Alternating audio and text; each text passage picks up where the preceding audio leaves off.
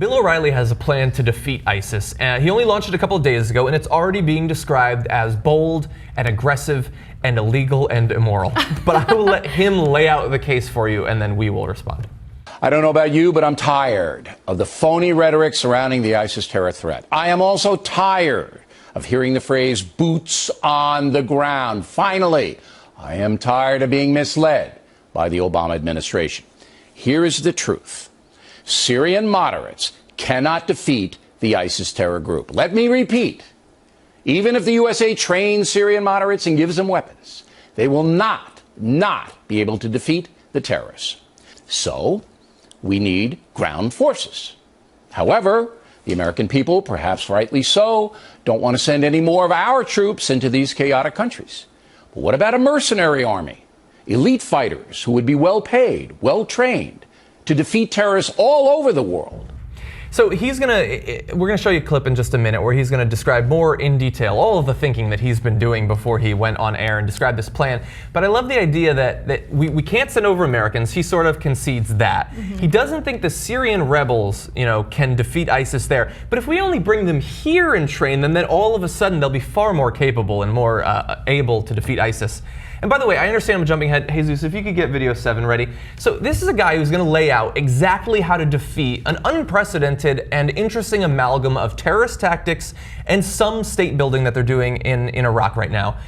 What military experience does O'Reilly have that he understands the inner workings of both the U.S. military, the Syrian rebels that he's never met or worked with, and ISIS? Here he's going to describe the experience he has with the military. I'll tell you what. No, I covered Bill, 4 wars with a pen. And an arrogant idiot. All right, cut him off. Cut him off. He's a jerk. I covered 4 wars with a pen. Okay? So don't impugn my courage ever again. You're a weasel. I absolutely love that. So he's covered 4 wars with a pen, and if you don't think that's enough military experience, you are a weasel. What I find interesting is if he did cover 4 wars with a pen, then he would know that military aggression or U.S. aggression or and military aggression in general, because these are mercenary fighters, they're not necessarily American fighters, right?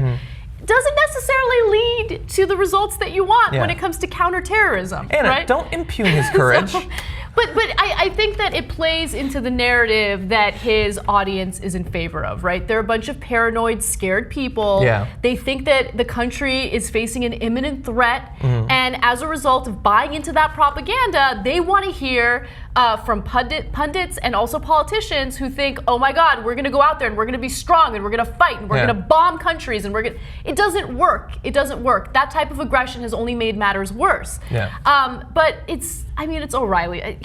What does he know? Yeah. I don't take he anything. Covered 4 wars. He's an entertainer. Yeah. Now, look, but he's tired. Just keep that in mind. He's very tired of Obama misleading you, and now it is his turn. Yeah. So as I said, we're going to break apart the mercenary plan, but first, how is it going to work logistically and in terms of funding? Take it away, Bill O'Reilly. Here's how it would work. The fighters would be recruited by America and trained in the USA by our special forces. U.S. Army rules of engagement would be followed. Strict discipline formed by the Geneva Convention. America would be in charge of selecting who makes the cut and how they are deployed, with an eye on a 25,000-person force. American and NATO officers would lead the mercenary army, and the USA would also provide logistical support, basing the first trained soldiers in Kurdistan. The force would be called the Anti-Terror Army, and the cost paid by the coalition that President Obama is trying to put together. That means all countries that want intelligence and protection from the USA and NATO would have to chip in. If they don't pay, they get no help.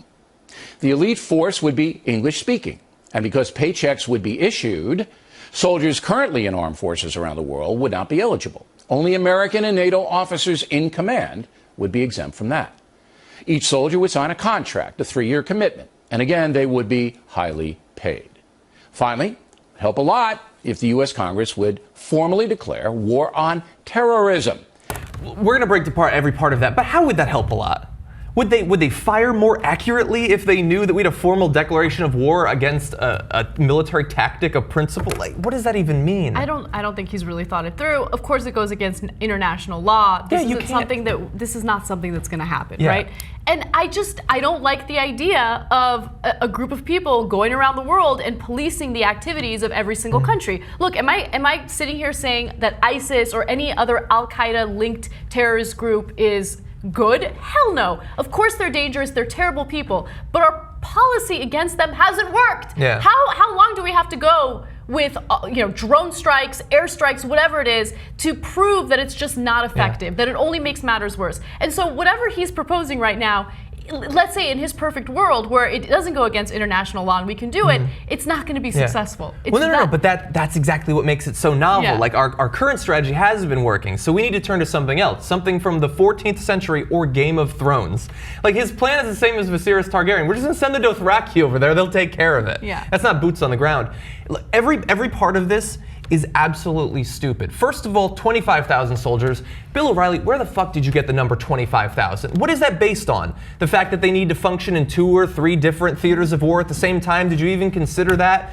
How many with the logistical support? And what does that even mean to you? Are we going to be flying like resupply missions for them? He has no idea. What's also really fascinating to me is whenever it comes to the question of terrorism, right? We never really address, or people like O'Reilly never really addresses the type of terrorism that the US government does. So when we're doing drone strikes that kill innocent civilians abroad, right?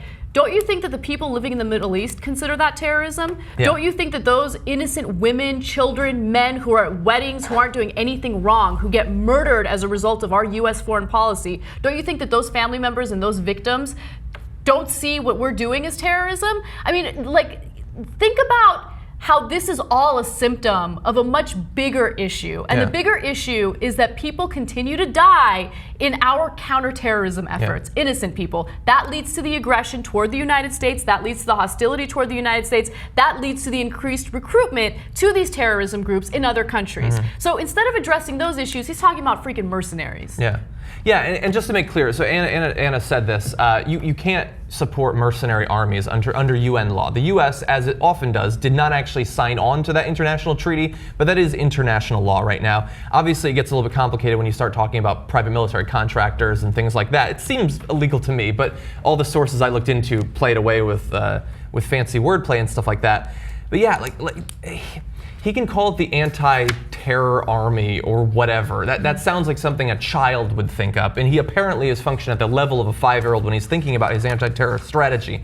But all he's saying is we're going to pull people from Afghanistan and Syria and Italy and Scandinavia, bring them here and train them and arm them, because for some reason training them overseas would not actually work. You got to train them here. We're going to teach them all English for some reason. They all have to speak English. Who the hell knows why, since they're going to Arabic-speaking countries for the most part, perhaps in somewhere where they speak Farsi. But for some reason they have to speak English, which seems like just a dog whistle to Republicans like no other. No, strict discipline though. Strict discipline. And they sign a contract. So when we take them over to Syria, they're not just going to skip away with all the money and weapons we've given them. They signed a piece of paper. Exactly, right. And look, again, what he's doing right now is he's feeding into his audience, the paranoid, supporters that he has. This is what they want to hear. They want to hear that politicians or commentators are going to be tough. They're going to do whatever it takes to protect national security. Yeah. Although at the same time, really just give me a description of how these terrorist groups are an imminent threat to the United States. Tell me. Give me their strategy, tell me exactly what they're going to do, and then maybe I'll buy into the fear-mongering, right? But at this moment, all it is empty, shallow, hollow fear-mongering. Yeah. There's nothing more to it. When he gave an update on this on CBS the following day. These guys, there's just a million of them. They just pop up, whether it's Yemen or Somalia or here or there, and you just can't have this unwieldy apparatus saying, well, maybe we'll get them, but maybe we have to go over here. You have to have a central command, an authority to fight worldwide terrorism. And we don't have it now. And I don't think we have the will yet. It's going to take another 9/11 attack for the world to get the will.